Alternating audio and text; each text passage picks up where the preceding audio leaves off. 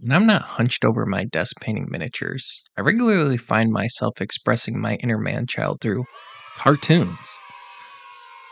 I'm not talking just background noise, I'm talking full on binge sessions.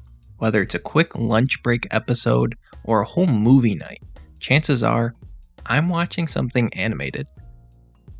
Honestly, it's been like that since I was a kid, and to this day, I'm still going strong. So it really wasn't a surprise when I got hooked after watching the first episode of.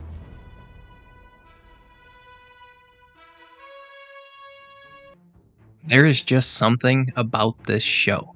The story, the fight scenes, the characters, even side characters are good. And the grittiness of this show is literally to die for.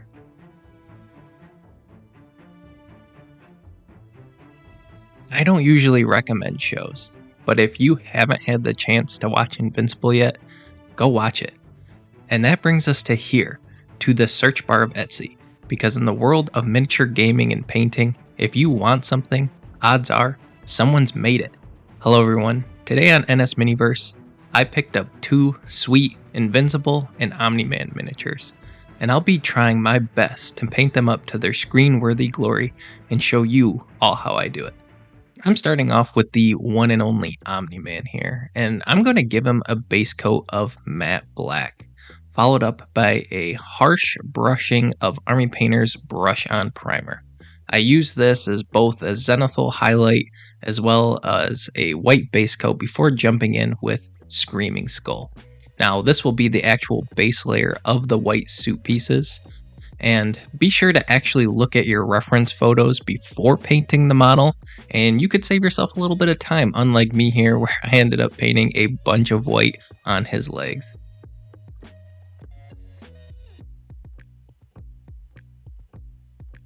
Next, I jumped in with some Seraphim Sepia. In the show and comics, usually shading, especially on Omni-Man, is more of a gray color, but I wanted this mini to feel a bit more grounded, so I'm using a more natural, earthy shade.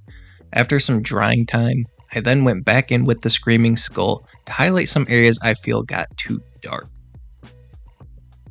And here is what that looks like. I know it's a little rough right now, but trust the process, we are just now starting.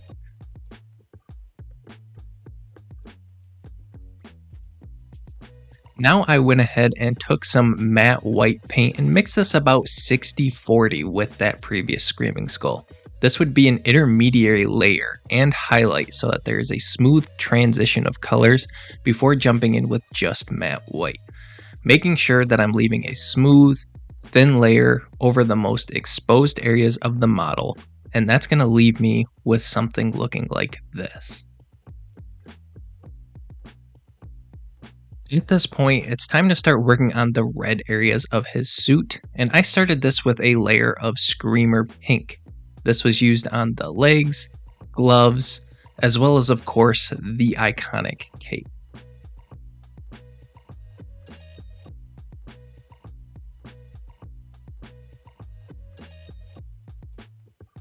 I then took a 50-50 mixture of corn red and mixed it with Screamer Pink to get once again an intermediary highlighting color, covering most of the same areas that I just got with the original layer of Screamer Pink, but leaving a little in recessed areas to show depth.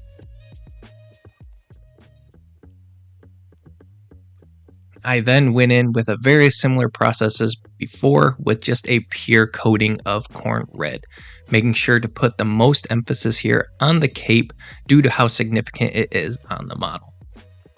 The last layer I wanted to add to the red areas was some Evil Sun Scarlet. Very similar to before, I'm starting with a 50-50 mix of this with the corn red.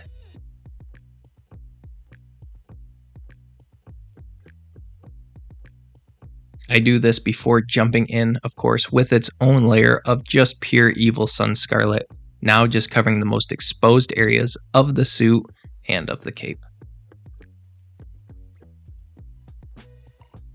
From here, we can see that iconic look is nearly complete.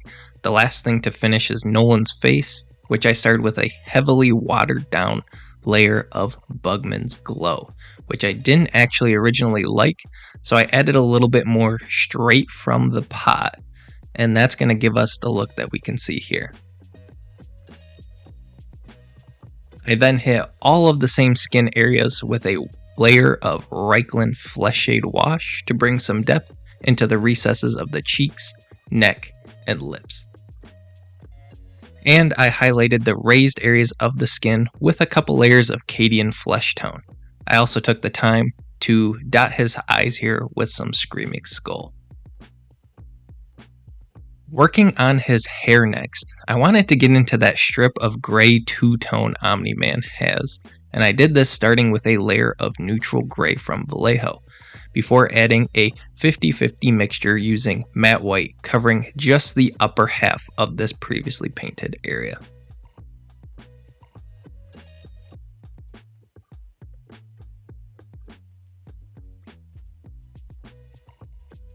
To finish Omni-Man, I went back in with black to get his mustache and eyes, but we still have another mini to paint.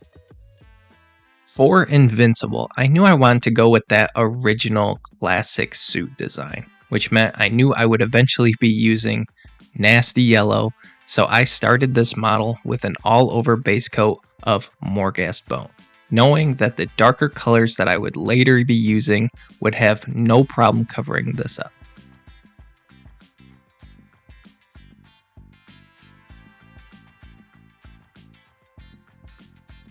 Speaking of which, the next color I jumped into was matte black, which was used to cover the legs, the back, and the lower half of the arms.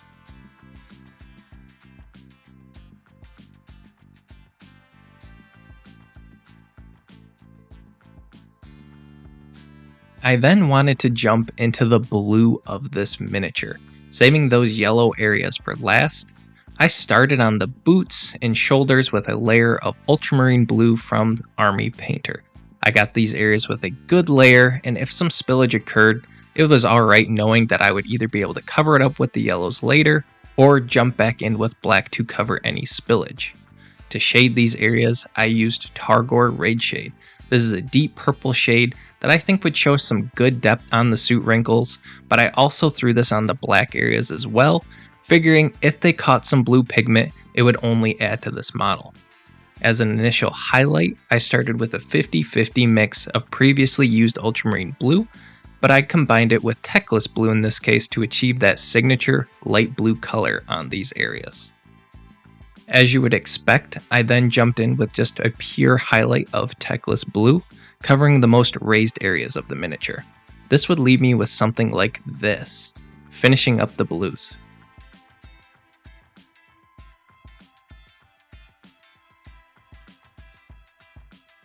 Now it's time that I jumped into the yellows, and I'm starting this with a thin layer of Everland Sunset.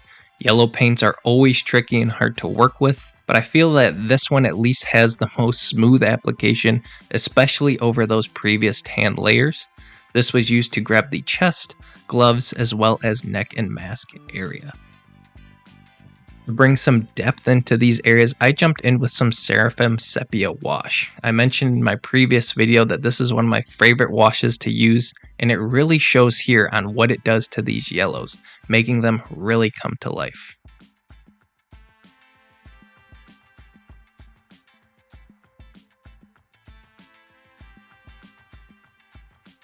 To finish off these areas, I use an extremely watered down Flash Gets Yellow.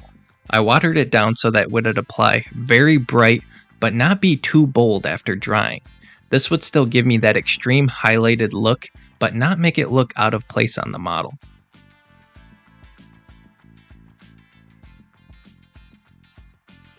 Jumping into the last touches now, I started Mark's face with a layer of Bugman's Glow before jumping straight in with some Cadian Flesh Tone highlights. I'm not using any of the Reichland Flesh Shade or other washes on this model.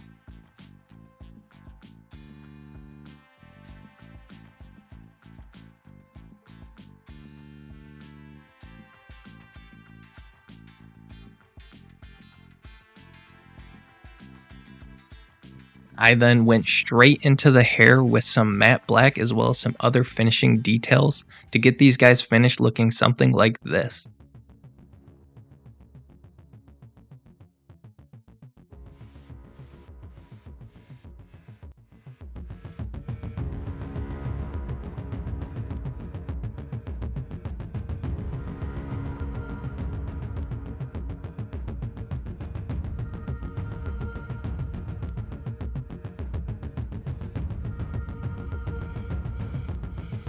I think both of these models turned out extremely well. I am a little bit biased towards the Invincible model in this case though, the colors pop extremely well. I actually got these with the intention of being a gift for a friend, and while that is still the case, it makes it a little harder to give them up once they're painted. It also just so happens that this video coincided with the Season 4 teaser for Invincible. I wish this was because I had some insider information, but it is not. Regardless, thank you all for watching, and I'll see you in the next one. Bye bye now. Are you sure?